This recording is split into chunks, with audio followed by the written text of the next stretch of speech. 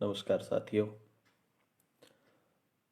गुरु चंबेश्वर भगवान की असीम अनुकंपा से मैं ये उम्मीद करता हूँ कि आप सभी अपने घरों में कुशल मंगल और स्वस्थ होंगे। तो जैसा कि इस लाइव कार्यक्रम के दौरान हम रोज़ाना कुछ ऐसे जामानी साहित्य के जो अनछुए पहलू हैं वो पहलू आप सभी से साझा करते हैं और कुछ ऐसी एक जो मूलभूत जो आधारभूत जानकारी है वो छोटे छोटे रूप में आपको देने की कोशिश करता हूँ कि जिससे आप जामानी साहित्य को एक प्रारंभिक तौर पर जान सकें और जो उसके बाद में जो आपका एक जो शोध है वो जो रुचि है वो रुचि आपकी उसमें पैदा हो सके और आप निश्चित रूप से ही जामानी साहित्य को और अधिक आयामों में जान सकें। जामानी साहित्य का जो सृजन है वो सृजन करने में अनेकों कवियों ने योगदान किया। तकरीबन 50 के लगभग उनके हजूरी कवि थे और उसके बाद में अनेकों ऐसे साधु संत और भक्त और कवि हुए जिन्होंने साहित्य का सृजन किया और साहित्य का लेखन किया, उसको लिपिबद्ध किया, संकलित किया। तो हर कवि का अपने रूप में एक अलग अलग योगदान है। जामानी जो परंपरा है, जामानी परंपरा में जागरण का अपना एक महत्वपूर्ण स्थान है। जागरणों के अंदर जो है वो उसको जुमला भी बोला जाता है, जुमले की साखियाँ गाई जाती है और फिर भगवान के जो भजन है वो भजन गाए जाते हैं और एक प्रकार से जो प्रभु के विषय का जो चिंतन है उस चिंतन को राग और ध्वनि के माध्यम से किया जाता है, जिसे जागरण कहा जाता है। तो जागरणों के समय में जो जो भजन आरतियाँ साखियाँ जो गाई जाती है, जो हरजस गाए जाते हैं, वे कहीं न कहीं भगवान के प्रति जो साधक की जो अनन्य निष्ठा है, जो अनन्य प्रेम है, वो जो प्रेम है उसको व्यक्त करने का एक माध्यम होता है। तो इस श्रृंखला के अंदर मैं आज आपसे परिचय करवा रहा हूँ उदोजी नैन का और उदोजी अडीक का। वैसे तो जामानी साहित्य के अंदर 3 उदोजी हुए, एक उदोजी तापस, एक उदोजी नैन और एक उदोजी अडीक। लेकिन जो उदोजी तापस थे उनकी कोई भी रचना हमें आज तक उपलब्ध नहीं हो पाई है। लेकिन उदोजी नैन और उदोजी अडीक जो दो कवि थे उनकी रचनाएं हमारे पास में उपलब्ध है। उदोजी जो नैन थे वो जाम्बू जी के हजूरी भक्त थे, अर्थात वो गुरु महाराज के साथ में रहा करते थे, गुरु महाराज के सानिध्य में रहते थे और गुरु महाराज का जो भ्रमण काल था उन्होंने अनेकों जगहों पर गुरु महाराज किया था और भ्रमण के दौरान उस समय की जो एक सामाजिक जो परिस्थिति थी उन परिस्थितियों का उन्होंने अवलोकन किया था और उनकी जो रचनाएं हैं उन रचनाओं में उनका जो उस समय का जो तत्कालीन परिस्थितियां थी उनके प्रति जो उनका गांभीर्य है वो भी झलकता है और उससे किस प्रकार से व्यक्ति निदान पाए, किस प्रकार से व्यक्ति स्वयं को परमात्मा की ओर उन्मुख करे, इन बातों का आह्वान उनकी रचनाओं में मिलता है। उदोजी नैन जो है वो गोठ मांगलोद के नैन और हुजूरी बिश्नोई सिद्ध कवि थे। संप्रदाय में आने से पूर्व वो क्या है दधीमती माता के यहाँ पर एक पुजारी अर्थात एक बोपे के रूप में सेवा किया करते थे। कहते हैं कि एक बार शिवहारा से सेठ कुलचंद जी है, जो कुलचंद जी अग्रवाल का जो उल्लेख आता है वो भी जामानी साहित्य में आता है कि कुलचंद जी अग्रवाल जो है वो एक बार जमात के साथ में वहाँ समराथल प्रदर्शन करने के लिए आ रहे थे। तो रास्ते में उन्होंने जो रात्रि विश्राम किया, तो रात्रि विश्राम के समय जब संध्या हुई तो संध्या के समय जो उदोजी नैन थे उन्होंने माता की आरती की और आरती करने के बाद में अनेकों प्रकार के जो कुछ लोग स्वांग करते हैं उन्होंने ऐसे स्वांग किए, लेकिन जो वो जामानी बंधु थे उनका उस तरफ ध्यान ही नहीं गया, अर्थात उन्होंने उस तरफ देखना भी गैर वाजिब समझा। इन सब चीज़ों से जो उदोची नैन है वो बड़े आश्चर्यचकित हुए। उन्होंने कहा कि मैं जब यहाँ रोज़ाना जब मैं माता की पूजा करता हूँ, सेवा करता हूँ, आराधना करता हूँ, तो लोग मेरी तरफ बड़े आकर्षित होते हैं और मुझसे अपनी जो दैनिक जीवन की समस्याएं हैं उनके समाधान पूछते हैं, आपने मेरी तरफ देखा ही नहीं। तब जो सेठ शिवचंद्र जी थे उन्होंने उनसे निवेदन किया कि हम इन जो दुनियावी जो ये दुख दर्द है इन दुख दर्दों के निवारण के लिए नहीं, बल्कि हम तो जो मुक्ति है जिसको हम स्वर्ग कहते हैं, हम तो उस मुक्ति की जो प्रार्थना है उसको करने के लिए जाते हैं और हमारे जो गुरु जी हैं वो केवल मुक्ति का ही मार्ग हमें बताते हैं। तो उदोजी नैन ने उनसे निवेदन किया कि मैं भी चाहता हूँ कि मैं भी आपके गुरु जी के दर्शन करूँ। फिर क्रम से जब रात्रि हुई तो रात्रि के अंदर जो जामानी बंधु थे उन्होंने वहाँ पर साखियाँ और भजन गाए, तो उनसे उदोजी नैन बहुत आकर्षित हुए। आकर्षित होने के बाद में वो अगले दिन वहाँ समराथल दौरे पर पहुँचे और गुरु महाराज से उन्होंने संवाद किया और संवाद के बाद में उन्होंने गुरु महाराज का जो शिष्यत्व था वो शिष्यत्व स्वीकार किया। और स्वीकार करने के बाद में उदोजी नैन है वो एक बहुत ही प्रसिद्ध कवि हुए और तेजोजी चारण के पश्चात में समाज के वो एक सर्वमान्य प्रवक्ता के रूप में विख्यात हुए। अर्थात वो एक तरह से गुरु महाराज के भ्रमण काल में उनके साथ रहे, उनके जो जीवन की घटनाएं थी, जीवन की घटनाओं को उन्होंने बहुत करीब से देखा। और कालांतर में उदोजी नैन को गुरु महाराज ने एक बहुत बड़ी एक जिम्मेदारी सौंपी। गुरु महाराज ने उदोजी नैन को यह कहा कि आप जो जामाणी बंधु है, जो विश्नोई बंधु है, उनकी जो दैनिक जो व्यवहार है, जो दैनिक उनके आचार विचार है, उसको नियंत्रित करने के लिए उन्हें एक ऐसा कवित्व की रचना करनी चाहिए जिसके अंदर जो 29 नियम है वो सार रूप में आ जाए। कहते हैं कि उदोजी नैन ने जब उस कवित्व की रचना की तो वह कवित्व काफ़ी लंबा चौड़ा हो गया था और उसमें कुछ चीज़ों की जो स्पष्टताएं हैं वो आ नहीं पा रही थी।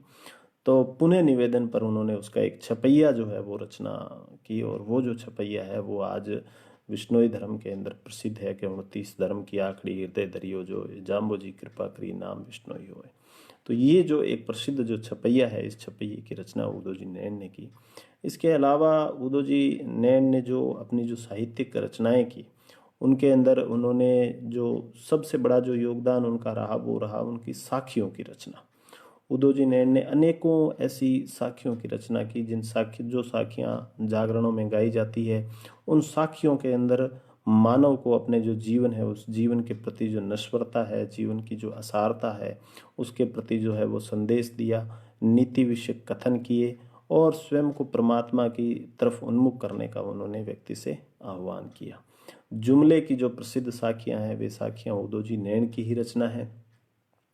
जिस प्रकार से जुमले की दूसरी साखी है कि जुमले मिलजुल के जाइए जे दिल जुमलो होए, ये जो एक प्रसिद्ध साखी है ये साखी उदोजी नैन की रचना है।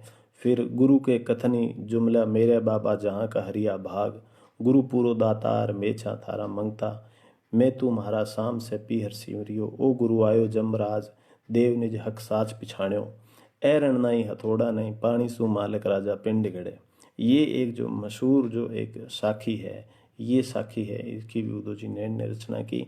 नारायण नाम अनंत कला अनंत अवतार जो दहाइए, यह जो साखी है इस साखी की भी रचना उदोजी नैन ने की।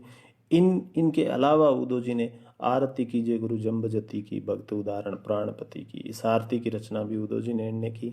आरती कीजिए गुरु जम्ब तुम्हारी चरणों की शरण मोहि राख मुरारी, आरती कीजिए श्री जम्ब गुरु देवा पार नहीं पावे पाबो अलख भेवा, आरती कीजिए श्री महाविष्णु देवा। ये जो आरतियां हैं इन आरतियों की रचना भी उदोजी नैन ने की। एक प्रकार से उदोजी नैन ने जो है वो साहित्य के अंदर एक समग्र योगदान दिया। ग्रब चिंतामणि नाम का उनकी एक रचना है जिस रचना के अंदर उन्होंने जो मनुष्य का जीवन है, मनुष्य के जीवन की जो नश्वरता है, मनुष्य जब माता के गर्भ में आता है, गर्भ में आने के बाद में वो अनेकों प्रकार के जो वचन है वो वचन करता है कि मैं परमात्मा को कभी नहीं भूलूंगा और जो भी नीति विषयक कार्य है मैं केवल उन्हीं को करूंगा, बुरे कर्म नहीं करूंगा। लेकिन मनुष्य जो है वो इस जीवन में आकर सब कुछ भूल जाता है। तो वो जो एक ग्रब चिंतामणि के नाम से उन्होंने जो रचना की, उस रचना के माध्यम से उन्होंने समाज को है वो प्रभु की ओर, गुरु जम्बेश्वर भगवान की ओर उन्मुख किया। इन सब के अलावा जो उदोजी नैन है उनका सबसे बड़ा जो योगदान रहता है कि उन्होंने समाज को पाखंडों के प्रति बहुत सचेत किया। जो उस समय का जो तत्कालीन समाज था, जो मूर्ति पूजा में या अनेकों प्रकार से तंत्र मंत्रों की साधना में या फिर जो समाज के अंदर कुछ प्रचलित भोपे होते हैं, उन भोपों के जो जंजाल में समाज जिस प्रकार से पड़ा हुआ था, क्योंकि कहीं ना कहीं ये जो समस्याएं हैं, ये जो संकट है, ये खुद जो उदोजी नैन ने गुरु महाराज के साथ में रहते हुए या उनसे उनका शिष्यत्व स्वीकार करने से पूर्व उन्होंने खुद अपने जीवन में ये अनुभव देख रखे थे। तो उन्होंने निश्चित रूप से समाज का इस प्रति जो है आह्वान किया कि समाज को अपना जो अमूल्य समय है वो इन व्यर्थ के कार्यों में नहीं खोना चाहिए। कुछ जो इतिहासकारों का मत है कि जो तंबाकू है वो उस समय प्रचलन में नहीं था, तो फिर जो 29 नियम है उनके अंदर जो तंबाकू के निषेध का नियम है वो कैसे आया। तो ये एक जो दूरदर्शिता है वो उदोजी नैन के काव्य में दिखाई देती है कि उदोजी नैन जो है वो गुरु महाराज के साथ उनका भ्रमण के समय वो उनके साथ में रहे। तो जो तंबाकू है वो उस समय तक, जो पुर्तगाली है वो हिंदुस्तान में वो तंबाकू का प्रवेश कर चुके थे। तो निश्चित रूप से जो कर्नाटक के अंदर जब शेख सद्दो से जब गो हत्या बंद करवाने के लिए गुरु महाराज गए थे कर्नाटक में, तो उस समय जो उदोजी नैन है वो उनके साथ में थे। तो उदोजी नैन का जो उस समय का जो उनका दर्शन रहा होगा, जो उन्होंने उस समय समाज की परिस्थितियां देखी होगी, तो निश्चित रूप से उनका आग्रह यही रहा होगा कि उन्हें एक सर्वमान्य रूप से ऐसी एक नियमावली देनी है कि जिस नियमावली का पालन सभी कर सकें। तो जो 29 नियम उनके द्वारा रचित किए गए, वे आज भी समाज में उतने ही प्रसिद्ध हैं। वे आज भी न केवल बिश्नोई समाज में अपितु मानव समाज में उनकी जो वैज्ञानिक मान्यता है, वो वैज्ञानिक मान्यता कभी भी कम नहीं हुई। निरंतर जो है वो उनके ऊपर जो शोध है, वो शोध निरंतर उनके ऊपर जारी है। और कहीं ना कहीं वे जो नियम है, उन नियमों ने मनुष्य की जो दैनिक जो एक आचार संहिता है उसका प्रतिपादन किया है। सतगुरु निंदे देवल विंदे धोखे काठ पखाणी, अर्थात सतगुरु की तो निंदा करता है और अन्य जो देवी देवता हैं, जो कल्पित देवी देवता हैं, उनकी वह पूजा करता है। और धोखे काठ पखाणी, और अर्थात जो मूर्ति है, मूर्तियों की उपासना करता है। लकड़ी या पत्थर के बनी हुई जो मूर्तियाँ हैं उनकी वो पूजा करता है। तीर्थ नावे पिंड छलावे जो जो नीर निवाणी, अर्थात जो तीर्थों में भटकता है, कभी वो कहता है कि मुझे गंगा स्नान करने जाना है, कभी वह कहता है कि मुझे अमुक तीर्थ स्नान करने जाना है। सुरगापुर की सार न जानी भूला भूले ही वाणी, अर्थात अपना जो जन्म है उस जन्म को वह व्यर्थ ही गंवा रहा है और इस जो जन्म को है वो गुरु महाराज के प्रति, विष्णु भगवान के प्रति वह समर्पित नहीं कर रहा है। तो ये इस प्रकार की जो उनकी जो रचनाएं हैं, इन रचनाओं के माध्यम से उदोजी नैन ने न केवल समाज के अंदर जागृति लाने का कार्य किया, अपितु जो जामानी साहित्य है, जामानी साहित्य का जो एक मूल आधार है, वो मूल आधार भी उन्होंने दिया। दूसरे जो कवि हुए वो हुए उदोजी अडीग। ये क्रमशः इनके बाद के हैं कवि। कहते हैं कि जो उदोजी अडीग है वो केशोजी अडीग रुड़कली गांव के रहने वाले थे। केशोजी अडीग के ये सुपुत्र थे और ये काफ़ी धनी व्यक्ति थे और 100 बीघा इनके पास में ज़मीन थी और एक इनके खेत के अंदर एक कुआं था जिसे पिछड़ियों बेरो कहा जाता है आज भी। तो कहते हैं कि एक बार मतलब सर्दियों की रात थी और सर्दियों की रात्रि के अंदर वे अपने खेत के अंदर बैठकर और कुएं से पानी भर भर के और फसलों में पानी डाल रहे थे। मारवाड़ में मतलब आज भी, अभी तो कुछ जो व्यवस्थाएं हैं वो तकनीकी और मशीनी व्यवस्थाएं हो गई है। पहले मारवाड़ में जो खेती है उसका करने का यही तरीका था कि लोग कुओं में से पानी निकालते थे और पानी निकाल के और फसलों में वो पानी डालते थे। तो कहते हैं कि उदोजी अडीग जब उस ठंडी रात के अंदर वो पानी उसमें से कुएं में से निकाल निकाल के और फसलों के अंदर पानी डाल रहे थे, तब दूर कहीं जागरण में कोई साखी गाई जा रही थी। उस साखी को सुनकर उनके मन में एक प्रकार का वैराग्य भाव उत्पन्न हुआ और उस वैराग्य भाव को उन्होंने जो व्यक्त किया, उन्होंने कहा था कि आओ जाओ उठ बैठ ठंडी बाजे भूख रे, भजियो नहीं भगवान उदा तेरी चाकरी में चूक रे। अर्थात ये जो ठंडी हवा चल रही है, ये जो ठंडी हवा है, ये जो बार बार शरीर को स्पर्श कर रही है, इससे जो ध्वनि उत्पन्न हो रही है वो बार बार मुझे इस बात का आभास करवा रही है कि उदा तूने भगवान की भक्ति नहीं की, तेरी चाकरी में कहीं ना कहीं चूक रह गई। तो ये जो इस प्रकार से ठंडी रात के अंदर एक जागरण की साखी को सुनकर उनके मन में जो एक वैराग्य उत्पन्न हुआ, तो उन्होंने तुरंत ही जो गृहस्थ जीवन था वो छोड़ दिया और अपनी पत्नी को साथ में लेकर वो मालवा की तरफ चले गए। और कहते हैं कि बाद में इन्होंने सुद्रोजी नाम के एक साधु थे, उनसे इन्होंने दीक्षा ली और इन्होंने संन्यास ग्रहण कर लिया। संन्यास ग्रहण करने के बाद में इन्होंने मालवा को अपना केंद्र बनाया और वहाँ इन्होंने अनेक स्थानों पर भ्रमण किया और वापस जब ये पुनः कुछ वर्षों के उपरांत जब ये वापस पुनः रुड़कली गांव में पुनः पधारे, तो उस समय होली का समय था और होली के समय पर वहाँ जो महिलाएं हैं, वो महिलाएं राजस्थानी काव्य के अंदर एक प्रसिद्ध लूर नामक रचना है, लूर गा रही थी। और जो है मारवाड़ में पहले एक इस प्रकार की परंपरा थी, बीकानेर में मैंने देखा है इस प्रकार की अभी भी ऐसी एक परंपरा है कि होली के अवसर पर अश्लील गीत गाए जाते हैं। तो उस समय भी स्वाभाविक रूप से होली के अवसर पर जो है वो अश्लील जो है वो गीत गा रहे थे। तो वो जो महिलाएं गीत गा रही थी अश्लील, तो उनको उदोजी अडीग ने रोका और उन्हें कहा कि आपको जो है इस प्रकार के अश्लील गीत नहीं गाने चाहिए, बल्कि आपको तो जो परमात्मा के विषयक गीत है वो गाने चाहिए, आपको तो जो परमात्मा विषयक भजन है वो ही गाने चाहिए। तो प्रतिवाद में उन औरतों ने उनसे कहा कि तो फिर हम क्या गाएं, आप इसी ध्वनि के अंदर और इसी राग के अंदर आप हमें भगवान की कोई ऐसी रचना सुनाई। तब कहते हैं कि उदोजी अडीग ने उस समय जो लूर सुनाई थी कि गिरधर गोकुल आओ गोपियाँ संदेशो मोकड़ो मोय दर्शन को चाओ प्रेम प्यारा कान जी।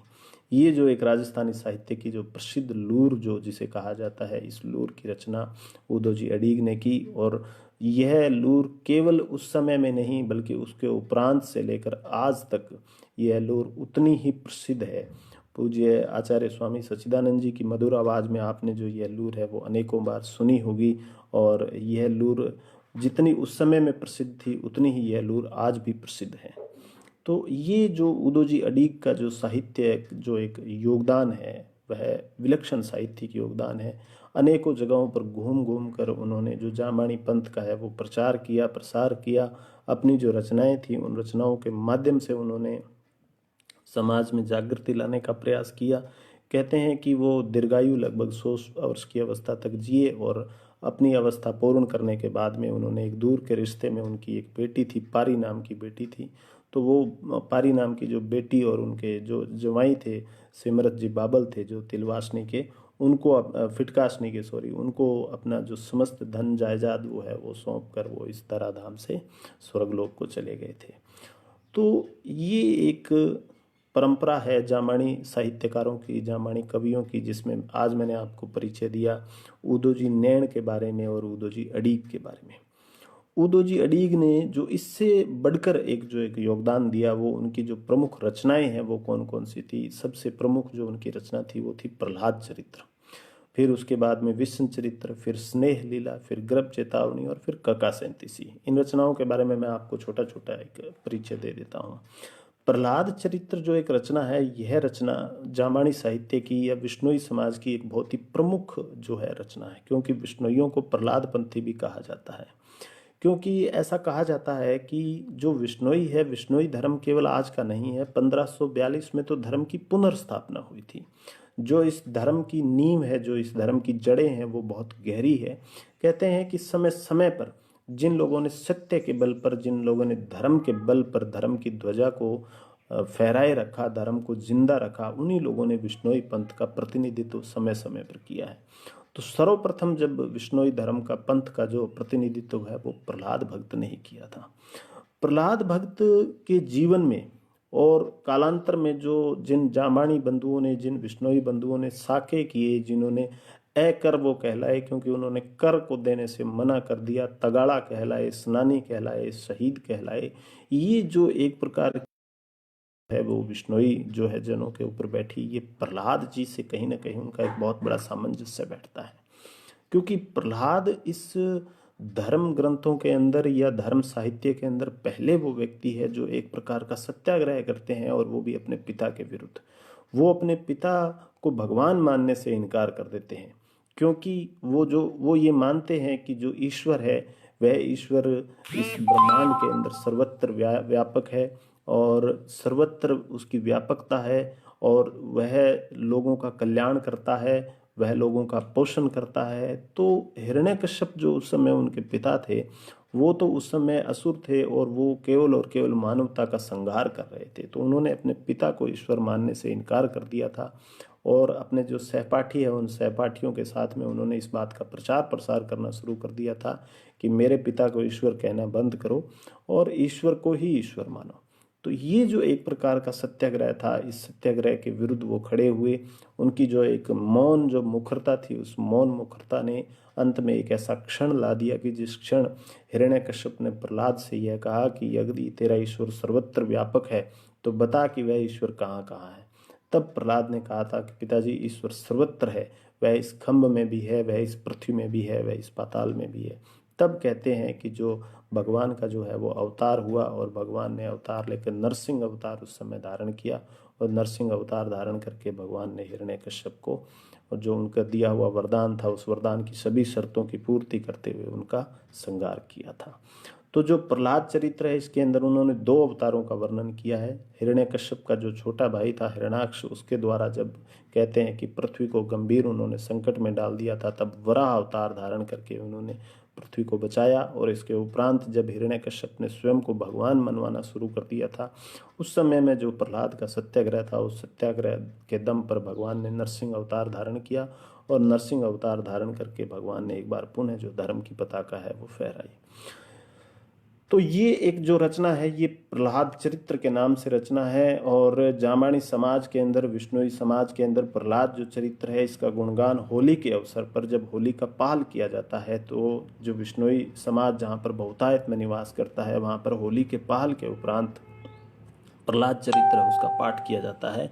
और एक प्रकार से समाज को यह संदेश दिया जाता है कि जो प्रहलाद है उनका जो चरित्र है उस चरित्र को हमें अपने जीवन में उतारना चाहिए। इसीलिए जो विष्णोई समाज के लोग हैं वो जो होलिका दहन है वो होलिका दहन को देखने भी नहीं जाते हैं। और अभी तो कुछ सामाजिक परंपराओं में एक व्यापक रूप से बदलाव आ गया है, लेकिन अभी से कुछ वर्षों पहले तक जब जो सायंकाल का समय होता था, जब होलिका दहन होता था, तो होलिका दहन के समय जो विष्णोई बंधु थे वो अपने घरों से बाहर नहीं निकलते थे। और एक प्रकार का जो शोक होता था वो शोक समाज के अंदर व्याप्त हो जाता था। बुजुर्ग जो है वो चारपाइयों पर नहीं सोते थे बल्कि नीचे ज़मीन पर सोते थे। एक प्रकार से प्रतीकात्मक रूप में वो शोक को व्यक्त करते थे। और दूसरे दिन जब उन्हें इस बात का समाचार मिलता था कि प्रहलाद जो है वो बच गए हैं और हिरण्य जो होलिका है उसका दहन हो चुका है, तो उस खुशी के अंदर वो हवन और पाहल का आयोजन करते थे। और हवन और पाल के उपरांत में वो प्रहलाद का जो चरित्र है उनका गुणगान करते थे। तो ये जो समाज के अंदर एक परंपरा डाली गई, ये समाज के अंदर प्रहलाद के चरित्र को प्रमुखता से जिस प्रकार से उभारा, उसमें जामानी कवियों का और जामानी साहित्यकारों का बहुत बड़ा योगदान है। प्रहलाद चरित्र केवल उदोजी अडीग नहीं लिखा, बल्कि प्रहलाद चरित्र केशोजी गोदारा ने भी लिखा। प्रहलाद चरित्र संत सावराम जी राड़ ने भी लिखा। लेकिन अगर साहित्यिक दृष्टि से, शब्द चयन की दृष्टि से, निष्ठा भाव की प्रति से, इन सब अगर नजरियों से देखा जाए तो केशोजी गोदारा का जो प्रहलाद चरित्र है वो एक सर्वोत्कृष्ट रचना है। और जो उदोजी अडीग का जो प्रहलाद चरित्र है वह एक मध्यम श्रेणी की रचना है। और संत सावराम जी राड़ है उनकी थोड़ी सी इनसे निम्न स्तर की रचना है। तो प्रहलाद चरित्र ये कालांतर में समय समय में सदी सदी के हिसाब से जो जामानी कवि है उन्होंने अपनी जो रचना है उसके अंदर इसको प्रमुखता दी। दूसरे नंबर पर जो उदोजी अडीग ने रचना की वो विष्णु चरित्र की रचना की, क्योंकि जो केवल और केवल एक आराध्य भगवान है वो केवल विष्णु है जामानी पंथ के। तो जो जामानी कवि थे उन्होंने भी ही विष्णु को आधार माना और विष्णु को ही मूल आधार मानते हुए उन्होंने समाज का इस बात के लिए आह्वान किया कि वह अपना जो सर्वस्व है वो विष्णु को ही समर्पित करे। और जो एकेश्वरवाद का सिद्धांत है उस सिद्धांत को उन्होंने समाज में अपनी साहित्यिक रचनाओं के माध्यम से प्रतिस्थापित किया।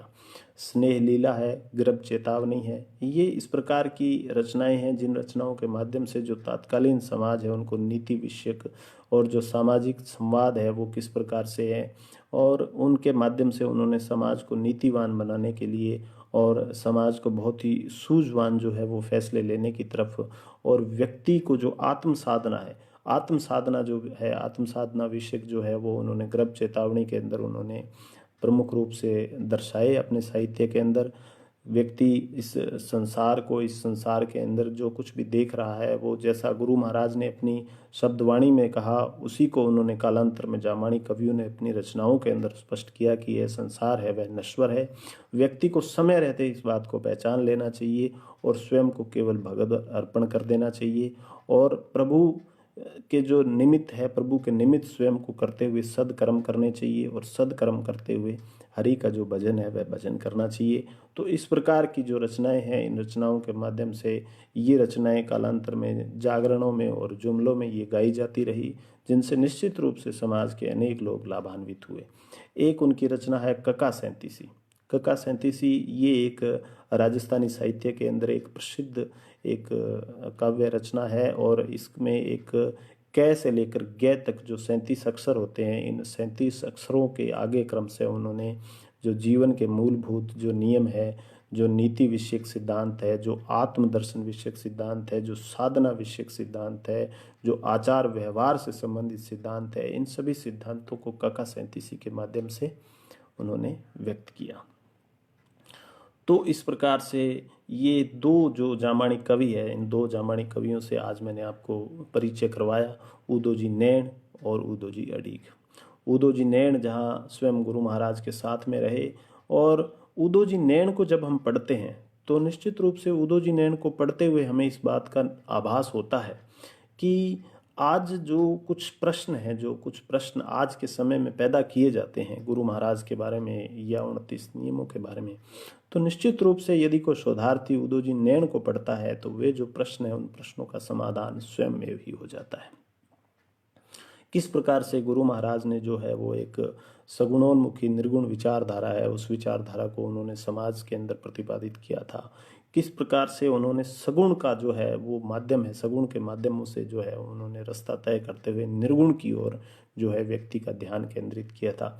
किस प्रकार से जो जामबाणी, जो जागरण है, जुमले हैं, जो साखियाँ हैं, जो हरजस हैं, जो आरतियाँ हैं, इनके माध्यम से उन्होंने साधक को इस बात के लिए प्रेरित किया कि वह सर्वप्रथम जो अपना ध्यान है, मन है, वचन है, वो सब प्रभु के चरणों में अर्पित कर दे, और साथ ही जो सदकर्म है, जो दर्शन और जो व्यवहार है, उसके अंदर भी व्यक्ति अपना उत्कृष्ट जीवन जिए। इन रचनाओं के माध्यम से जो ये साहित्यकार हुए, उन्होंने कहीं न कहीं गुरु महाराज की जो कही हुई बातें थी, उन बातों को आगे कालांतर समाज के अंदर भी वो लेकर गए, और समाज का उन्होंने एक प्रकार से पथ प्रवर्तन भी किया। जामानी साहित्य अकादमी बीकानेर ने इन जो जामानी कवि है, इन जामानी कवियों के ऊपर जो शोध है, उन शोध को बहुत ही प्रमुखता से रखा है, बहुत ही वरीयता से रखा है। और जामानी साहित्य अकादमी बीकानेर निरंतर इस बात के लिए प्रयासरत है कि समाज के अंदर या विश्नोई समाज से परे हटकर भी, गैर जामानी समाज से भी यदि कोई भी व्यक्ति इस प्रकार के शोध कार्यों को प्रमुखता देता है, जामानी कवियों के ऊपर शोध करने को अगर प्रवृत्त होता है, तो उन्हें एक प्रकार से जो साहित्य की जो उपलब्धता है, वह साहित्य की उपलब्धता सुनिश्चित करवाई जाएगी। और उसके अलावा जो स्कॉलरशिप है, जो विभिन्न प्रकार की जो छात्रवृत्तियां हैं, वह छात्रवृत्तियां भी वह उस स्कॉलर को प्रदान करवाई जाएगी। तो इसी क्रम में एक जो पुस्तक है, उस पुस्तक का भी मैं आपको परिचय दे रहा हूँ। यह पुस्तक है उदोजी अडीग की वाणी। आचार्य स्वामी कृष्णानंद जी जो अकादमी के अध्यक्ष हैं, उन्होंने इसकी टीका की। उन्होंने इस पुस्तक के माध्यम से उदोजी अडीग की जो वाणी है उसको उन्होंने टीका करके समाज के सामने रखा। इस टीका के अंदर उन्होंने प्रहलाद चरित्र और विष्णु चरित्र, स्नेह लीला, गर्भ चेतावनी और काका सैंतीसी, इन रचनाएं हैं, इन रचनाओं का उन्होंने परिचय दिया। और ये एक बहुत ही सुंदर रूप में परिचय है। जो दो पंक्तियां हैं, इन पंक्तियों के बाद में उनका बहुत ही सरल अर्थ में अनुवाद है। प्रहलाद चरित्र की किस तरह से एक पृष्ठभूमि तैयार होती है, और वो पृष्ठभूमि तैयार होने के बाद में किस प्रकार से है जो प्रहलाद का जो चरित्र है, प्रहलाद का जो सत्याग्रह है, उस सत्याग्रह को उन्होंने समाज के सामने रखा है। तो ये पुस्तकें जो है, ये पुस्तकें हमारा केवल साहित्यिक दृष्टि से ज्ञानवर्धन ही नहीं करती, बल्कि हमारा जो आत्म उत्थान है, जो हमारी आत्म साधना है, उसके लिए भी हमें प्रवृत्त करती है। तो निश्चित रूप से जो विश्नोई समाज के बंधु हैं, उन सभी को इस पर गंभीरता से विचार करना चाहिए कि उन्हें जामानी साहित्य है, वह जामानी साहित्य अपने घरों में रखना चाहिए, और जो आने वाली पीढ़ियां हैं, उन पीढ़ियों को जामानी साहित्य से उनका परिचय करवाना चाहिए। जो विभिन्न क्षेत्रों के अंदर शोध कार्य कर रहे हैं, या जो विशुद्ध रूप से जो साहित्यिक क्षेत्र में शोध कार्य कर रहे हैं, उन्हें भी इस बात की ओर प्रवृत्त होना चाहिए कि जो जामानी कवि हैं, जामानी कवियों के ऊपर उन्हें शोध कार्य को प्रमुखता देनी चाहिए। क्योंकि गुरु महाराज की जो परंपरा है, उस परंपरा के अंदर शब्दवाणी के पश्चात में जो जामानी कवि हैं, वो कहीं ना कहीं जो साहित्यिक समाज है उससे बहुत अनछुए रह चुके हैं। एक एक जो कवि है वो अपने आप में कबीर, नानक और रैदास की भांति जो है उन्होंने रचनाएं की है, और कहीं न कहीं मानव समाज का उन्होंने जो है वो पंथ परिवर्तन किया है। तो निश्चित रूप से दुनिया को, और इस वैश्विक जो एक संक्रमण काल है, जो वैश्विक जो एक हताशा और निराशा का समय है, इस निराशा के समय के अंदर जो जामानी कवि है, वे निश्चित रूप से मनुष्य को उसका आभास करवाते हैं, उसका स्वयं का मौलिक ज्ञान करवाते हैं, और उसको गुरु महाराज के प्रति, विष्णु भगवान के प्रति जो उसकी अनन्य प्रेम, भक्ति, श्रद्धा और निष्ठा है उसे प्रवृत्त करते हैं। तो जामाणी जो साहित्यकार हैं और जो शोधार्थी हैं उन्हें भी इस ओर ध्यान देना चाहिए कि जो जामाणी कवि हैं उनके ऊपर पर्याप्त रूप से शोध होना चाहिए। उनकी जो रचनाएं हैं वो प्रमुख विश्वविद्यालयों तक पहुंचनी चाहिए और जामाणी साहित्य अकादमी है वह इसमें निरंतर प्रयासरत है। तो मैं उम्मीद करता हूं कि आज का जो ये वीडियो है वो जामाणी जो कवि हैं उन कवियों के बारे में जो एक मूलभूत, जो आधारभूत जो बात है वो बताने में कहीं ना कहीं सफल सिद्ध हुआ होगा। आपके सुझावों का मैं बहुत ही सम्मान करूंगा। सहमति, असहमति वे किसी भी रूप में हो, वे मेरे ज्ञानवर्धन में बहुत सहायक होंगी। मैं किसी ज्ञानी या किसी विद्वान की दृष्टि से ये बातें आपको नहीं बता रहा हूँ, बल्कि मेरे पास जो भी उपलब्ध साहित्य है मैं उस साहित्य में से ही कुछ चीज़ें हैं उनको मैं नोट डाउन कर लेता हूँ और नोट डाउन करने के बाद में मैं आपको बताने का प्रयास करता हूँ। ये केवल एक परिचय भर है, ये केवल उन जामाणी कवियों का एक परिचय भर है जो केवल इस बात का आपको एक आधारभूत ढांचा देने का प्रयास करता हूँ कि वे किस प्रकार की परिस्थितियां रही होगी, जिन परिस्थितियों के अंदर प्रथम वह व्यक्ति, जो व्यक्ति अपने स्वयं के समाज के अंदर और स्वयं की जाति के अंदर, स्वयं के वर्ग के अंदर और स्वयं की अपनी जो मान्यताएं हैं उन मान्यताओं और धारणाओं के अंदर घिरा हुआ है, वह अपना जीवन जी रहा था। लेकिन अचानक से उसके जीवन के अंदर एक प्रकार से जागृति आ जाती है, उसे केवल ज्ञान मिल जाता है और वो जो अणभे ज्ञान कहा जिसको जामाणी कवियों ने, वो अणभे ज्ञान उसको मिल जाता है और उस ज्ञान को मिलते ही वह व्यक्ति स्वयं को भगवद अर्पित कर देता है। आपने देखा कि उदोजी नैन का जो जीवन है वो स्वयं जो महामाई के साधक हैं और महामाई की उपासना करते हैं, विभिन्न प्रकार के तंत्र मंत्रों, और एक प्रकार से वो भोपे का जीवन जी रहे थे। लेकिन एक जागरण सुनने के उपरांत में और जो जामाणी बंधु हैं उन जामाणी बंधुओं से वो गुरु महाराज के बारे में सुनने के बाद में अचानक से उनका जो जीवन है वो जीवन परिवर्तित हो जाता है। और न केवल जीवन परिवर्तित होता है बल्कि वो अपना पूरा का पूरा जो जीवन है वो जामाणी समाज को और जामाणी साहित्य को ही समर्पित कर देते हैं। फिर जो उनके जो अंतर्मन की जो रचनाएं जो निकल कर आती है वे कहीं न कहीं जामाणी समाज की, विश्नोई समाज की एक अमूल्य थाती, अमूल्य धरोहर बन जाती है। ठीक इसी प्रकार उदोजी अडीग का आपने जीवन वृत्त देखा कि एक बहुत ही धनी, एक बहुत ही संपन्न, एक बहुत ही कुशल व्यक्ति जिसके पास में उस समय 100 बीघे ज़मीन है, अपने पास में खेती के उसके पास में संसाधन है, वह व्यक्ति आराम से अपनी जो है वो गृहस्थ जीवन जी रहा है। लेकिन अचानक एक ठंडी रात के अंदर एक साखी को सुनकर उनके मन का जो वैराग्य भाव है वो उत्पन्न हो जाता है और वो गृहस्थ को छोड़ देते हैं और वो संन्यास ग्रहण करके जामाणी समाज की सेवा करने के लिए चले जाते हैं। और उनकी लिखी हुई जो रचनाएं हैं, उनकी लिखी हुई, उनकी गाई हुई जो रचनाएं हैं, वे रचनाएं आज भी जामाणी समाज के अंदर बड़े ही प्रेम और बड़े आदर भाव के साथ में गाई जाती हैं। तो निश्चित रूप से जो जामाणी कवि है उनको पढ़ने से और उनको जानने से हमें जाम्बोजी के बारे में या गुरु महाराज के जो सिद्धांत है उनके सिद्धांतों के निर्वचन में हमें बहुत मदद मिलती है। जिस प्रकार से आपने देखा कि उदोजी अडीग है, उनका जो मूल भाव है वो कृष्ण भक्ति का रहा है। ठीक उसी प्रकार आपने देखा होगा कि उदोजी नैन पहले महामाई के उपासक है लेकिन बाद में वो केवल विष्णु भगवान के ही उपासक बनते हैं। तो ये जीवन की जो अवस्थाएं हैं, ये जीवन की अवस्थाएं हैं, ये साधक के जीवन में आती है। लेकिन साधक जब इन जीवन के अनुभवों से सीख ले लेता है और सीख लेकर वह केवल विष्णु भगवान की जो मार्ग है, विष्णु भगवान का जो बताया हुआ मार्ग है, उस मार्ग पर जब प्रवृत्त हो जाता है तो उसका जीवन में एक आमूलचूल परिवर्तन आ जाता है।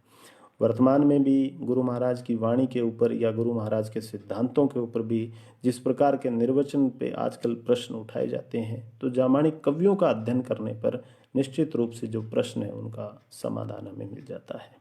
मैं उम्मीद करता हूँ कि आप सभी अपने घरों में कुशल मंगल और स्वस्थ होंगे। और अगले क्रम में मैं आपका जो परिचय है वो एक बहुत ही विख्यात जामाणी कवि केशोजी गोदारा हुए, उनसे मैं आपका परिचय करवाऊंगा। तब तक के लिए धन्यवाद।